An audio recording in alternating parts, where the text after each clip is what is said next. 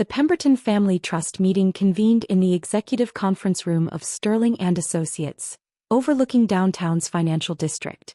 12 family members sat around the polished mahogany table, discussing the distribution of our late patriarch's $40 million estate while I occupied the chair at the far end, wearing my standard government-issued navy blazer. "Let's address the obvious concern," Uncle Harrison announced, adjusting his gold cufflinks with practiced authority. "Rachel's government salary barely reaches $50,000 annually. Including her in major financial decisions would damage the family's business reputation." Murmurs of agreement rippled around the table. My cousin Bradley, who managed a moderately successful investment firm, nodded emphatically. "The trust should be administered by family members who understand serious wealth management." My sister Victoria, radiant in her designer suit from her boutique marketing company, added supportive commentary. "Rachel's chosen public service over profit. Admirable, but hardly qualifies her for managing multi-million-dollar portfolios." I listened quietly, accustomed to being the family disappointment at these gatherings. My position as a budget analyst with the federal government earned their pity at best, condescension at worst. They had no idea that my actual title, Deputy Director of International Financial Intelligence, required top-secret clearance and carried compensation that exceeded most private sector executive packages. "Government workers lack entrepreneurial vision," declared Aunt Patricia, whose luxury lifestyle had mysteriously flourished over the past 5 years. "The trust needs oversight from people who've built real businesses." Estate Attorney Margaret Sterling shuffled through documents uncomfortably. The will specifically names Rachel as co-trustee alongside Harrison, but the family can petition for modifications. "Absolutely necessary," Harrison interrupted.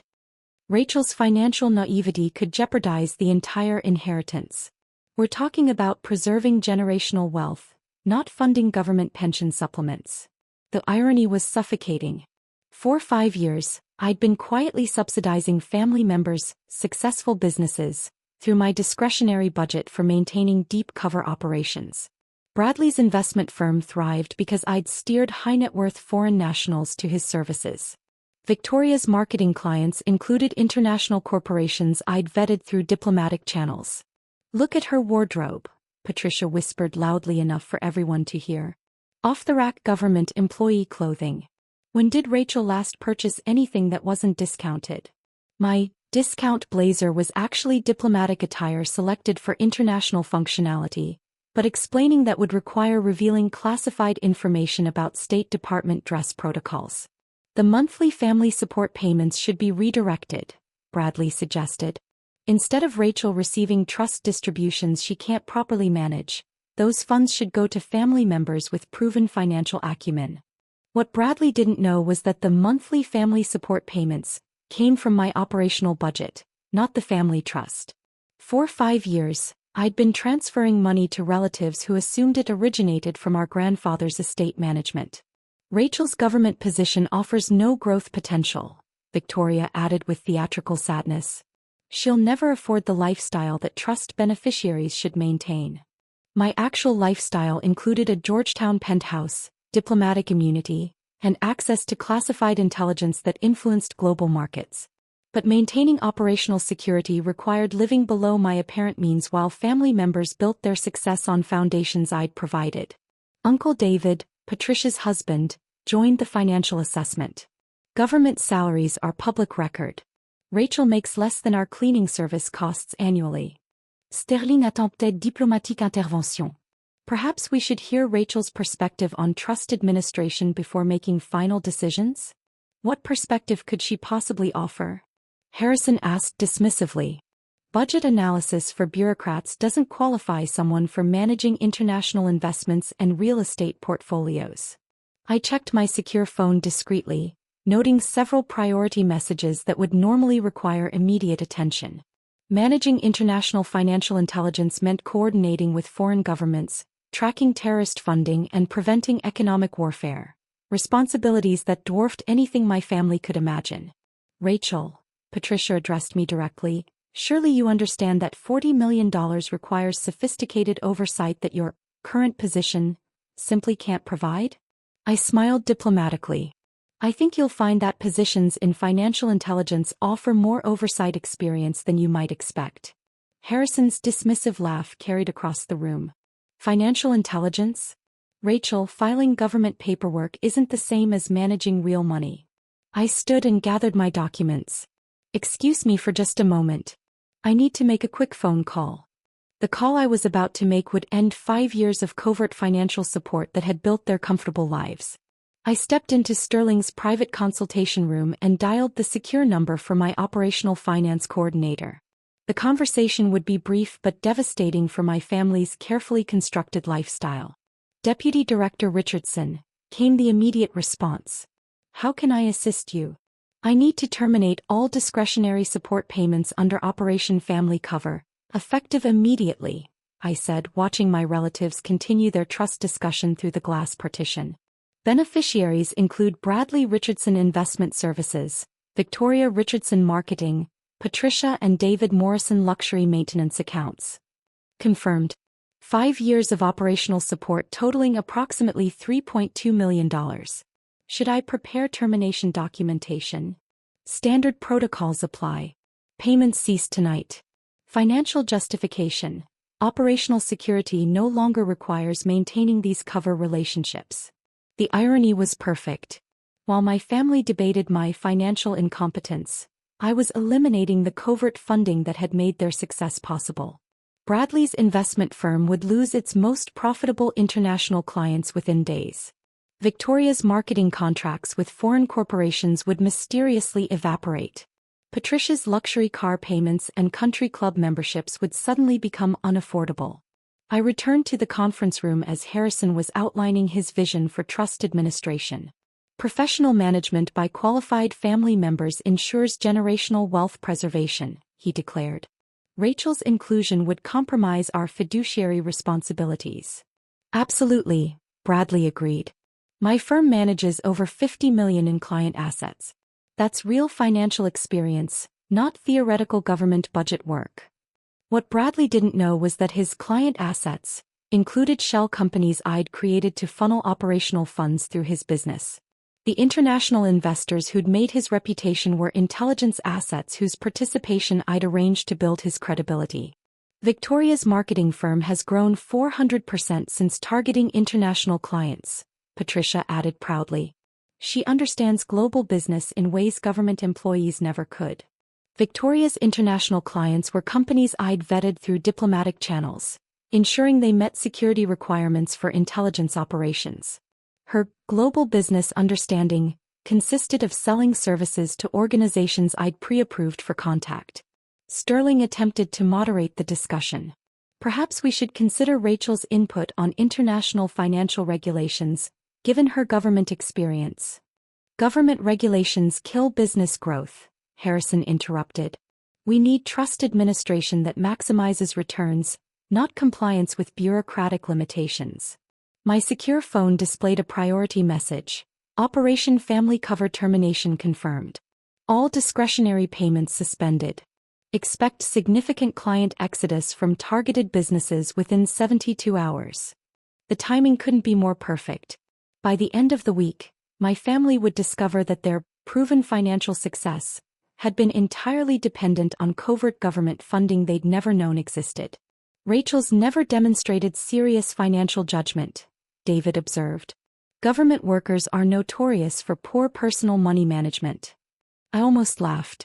My personal investment portfolio, built on classified knowledge of international market trends, exceeded the entire family trust value.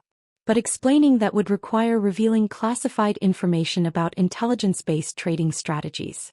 The trust distribution should reflect current family contributions, Victoria suggested.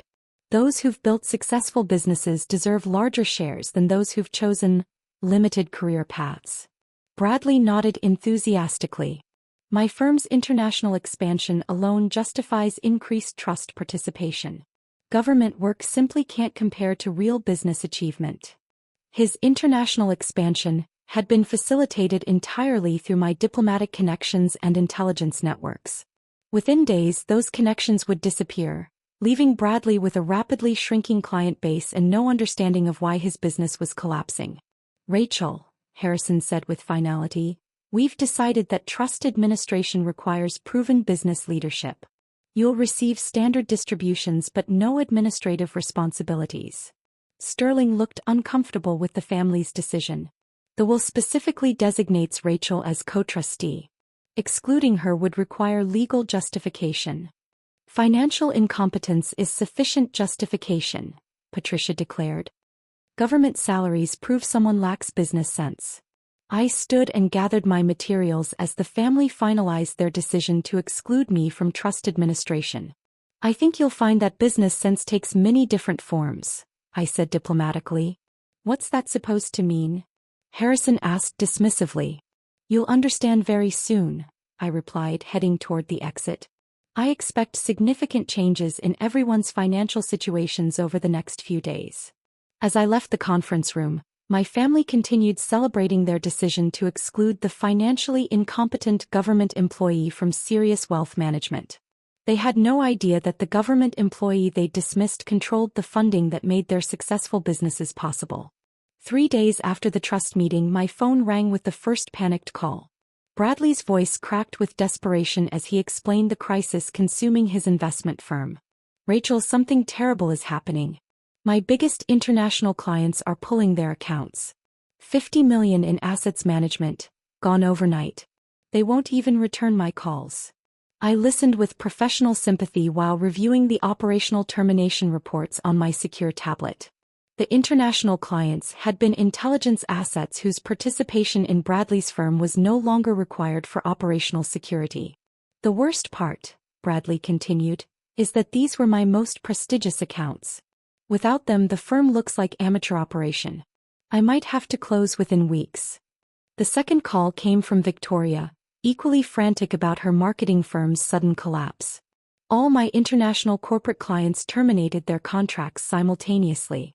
No explanation, just immediate cancellation. My biggest revenue sources completely gone."